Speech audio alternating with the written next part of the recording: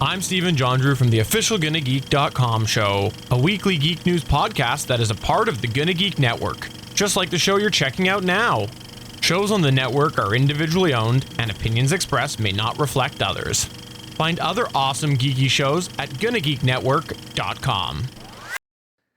You're listening to an audio essay all about the sci-fi show Krypton, written and read by Josh Liston from On the Bubble podcast, proud member of the Gonna Geek Network. Fans of Syfy's Superman origin series Krypton were left with many unresolved questions at the end of Season 2. With falling ratings throughout Season 2, down as much as 50% from the heights of Season 1, Syfy decided not to renew the show for a third season. So, how did we get here? Why did we see such a precipitous drop in ratings for Krypton? And beyond the ratings and the natural sci-fi ratings decline, for more on that, look up the work of John J. Joex and the sci-fi life cycle. Why didn't Krypton work, particularly Season 2?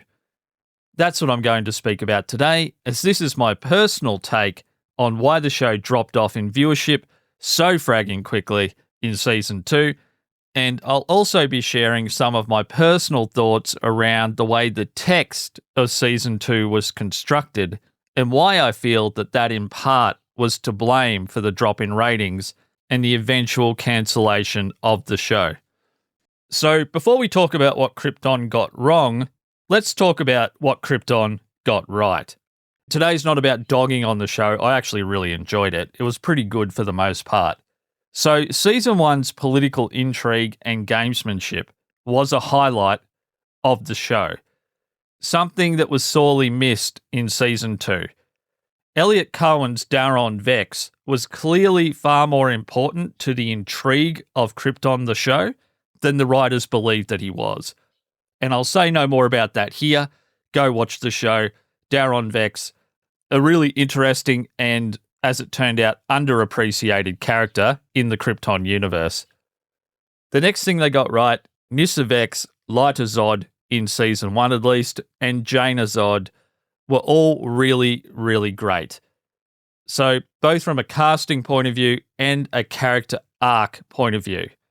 Now, Nyssa Vex, particularly, and I might be biased here, as Wallace Day, the actress that portrayed Nyssa Vex, is one of the most strikingly beautiful persons I've ever seen on screen. But regardless of her physical attractiveness, Nyssa Vex had arguably the most interesting character arc of any character on the show. And it wasn't even close. And unfortunately, that was part of the issue with the show itself. Not enough characters had great arcs and continued to have great arcs from Season 1 into Season 2. So something else they got right within the context and lore of the TV universe of Krypton was their antagonists. Brainiac, General Zod, and particularly Doomsday were all very cool. The writers and performers nailed the most important thing for an antagonist, in my opinion. It's what I call the T-1000 factor, or the threat level. They were incredibly intelligent, calculating, and physically imposing characters, all of which equals a high threat level. They weren't just underpowered pawns to be brushed aside by our heroes. Think Ultron in Age of Ultron. Not enough threat level there to be a truly great antagonist in that cinematic universe. Brainiac, General Zod, Doomsday, all very high threat level, so they got that one right. Season 1 of Krypton also got the stakes around how the actions in the present on Krypton might and would impact Superman and the safety of billions of lives in the future. They nailed that, actually, in Season 1. Not that thread needed to continue in Season 2 necessarily to the same degree, but having how will this affect Superman and the future of the universe in Season 2, I think that was a missed opportunity to add additional stakes to the storytelling. Now, the last thing that Krypton got right to me, and I think they really got this right, was the character Lobo. Lobo was really funny. Hilarious. Great writing, great dialogue. The Lobo character in season 2 really allowed the visual creatives of the show to flex their imagination muscles. The set design, the various weapons that Lobo carried, the makeup, the costuming, his regenerative powers, they were all super fun to see on screen.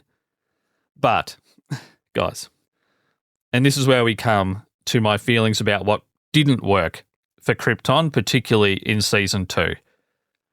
The show changed from a season 1 where we saw a textured exploration of social and economic class differences, the manipulation of the less fortunate, religious indoctrination, the psychological impact of parental and familial expectations, characters making choices for and against the collective good of Krypton.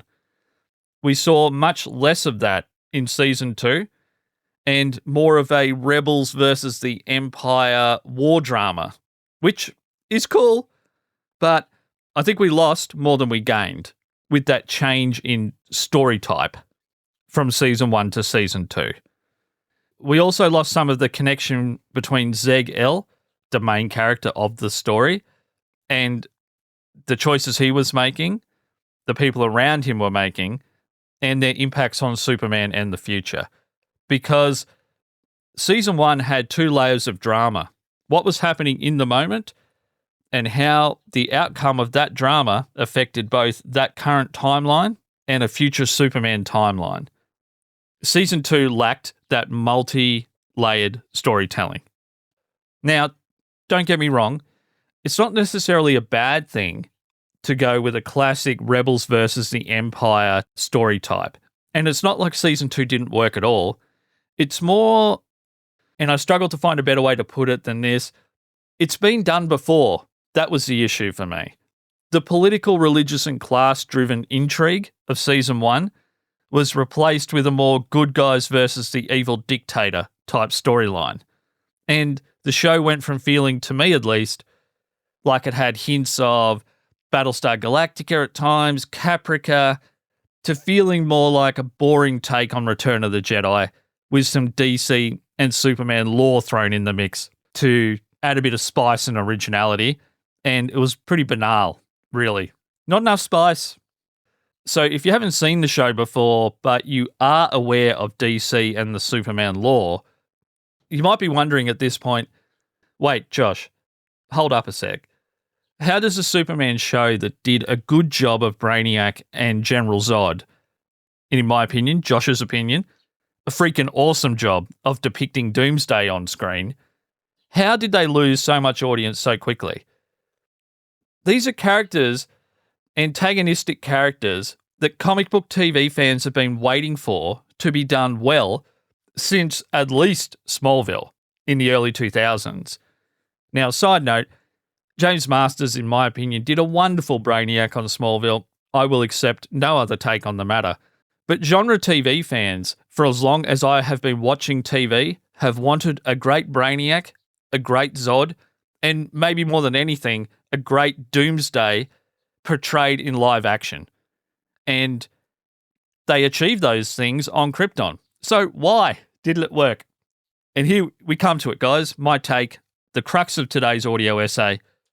What didn't work with season 2 of Krypton? Josh Liston's opinion. So there's going to be spoilers coming, guys. There's no way for me to articulate my feelings on season 2 of Krypton without giving you specific story points. So I'm going to insert a little chunk of audio, a bit of music here, give you time to turn the episode off, listen to maybe something else in the catalogue, or go check out something else on the Gunna Geek Network, or, go outside for a walk if the weather's pleasant where you are today. I'm going to give you a few seconds here just to turn it off.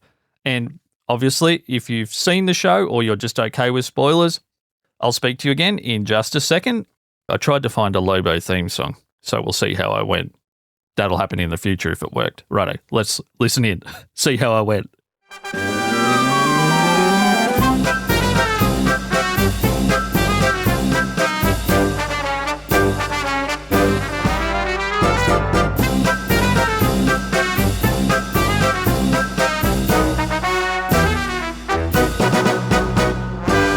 Okay, hopefully I went okay. They're finding a funny piece of music. If you've just skipped to this part of the podcast somehow and you didn't hear what I said before the musical interlude we just had, there is going to be spoilers about the show Krypton coming at you starting now. So turn off if you don't want to hear them. So, guys, here's my gripe with the storytelling choices in Season 2 of Krypton. The writers, the showrunner, everyone involved, couldn't live with their own decisions for more than an episode. They kept undoing dramatic storytelling with the undo button, as I'm going to call it, for the rest of today's episode. And I'm going to give you a few specific plot points where this became evident to me when I really think about what went wrong here. The first point, Zeg goes to the Phantom Zone, apparently this place where time and space doesn't exist. It's crazy in there. It's psychologically a minefield. It's nigh on impossible to get out of. It's a prison. Zeg goes to the Phantom Zone for a total of what seemed like 15 seconds on screen. And then he was back. Back on Krypton, like it never happened. Now, that was driven by Zeg conveniently sharing a body with Brainiac. And he was given all of these physical and intellectual power-ups whenever he needed them to get out of every situation that he was in, particularly the tight ones, where a standard Kryptonian, either intellectually or physically, just couldn't have dealt with it. He got out of all of those situations because of the Brainiac power-up.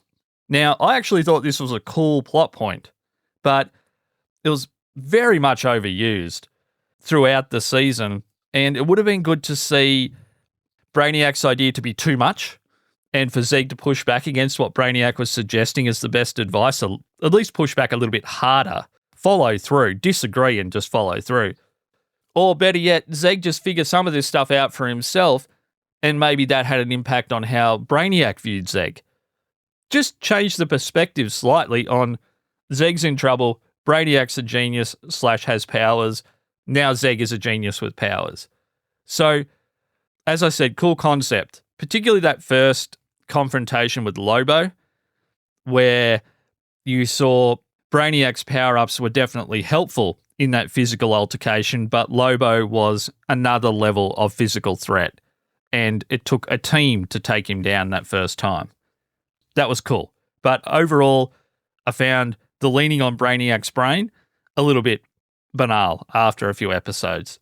Next, Zeg was the most morally solid person on this show, yet he forgave, with little to no reservation, a lot of the misdeeds of Lyta, Nyssa, and even his grandfather Val for the sake of expediency in the text.